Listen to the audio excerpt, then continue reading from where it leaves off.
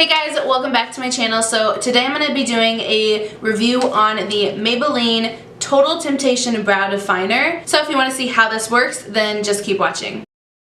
So I'm doing it, like I said, on this brow definer, which is new from Maybelline. I did get it at Walgreens. I know you can get it at any place that sells Maybelline. I got the shade Deep Brown, and this comes with 0.005 ounce. It does retail for $7.99. It looks like they only have 4 shades. So let's go ahead and open this bad boy. I tested out the Maybelline's Total Temptation eyeshadow palette.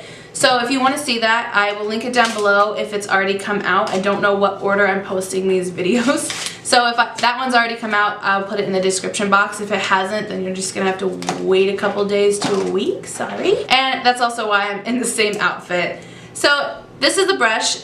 This is the spoolie, which it's freaking tiny. It's kind of funny looking. And then this is the shape of the brow definer. I know it's kind of hard to see. It's kind of like a diamond shape almost, but it's a little longer on one edge. So I'm gonna go ahead and try to use this, and I will zoom you in for this. So we're really uncomfortable now.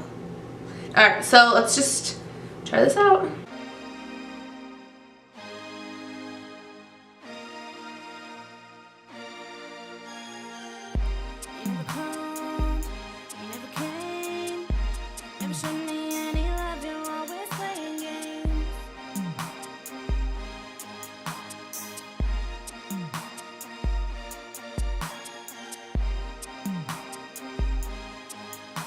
Okay, so these are my brows. I'm gonna go ahead and zoom you out and we can talk about this. Okay, so I'm not normally a person that likes brow definers. I don't like the shape of other brows. I like just a normal round one, only because normally they're really thin and I feel like I can get my lines better. So this one, the lines in the front look really nice, I think.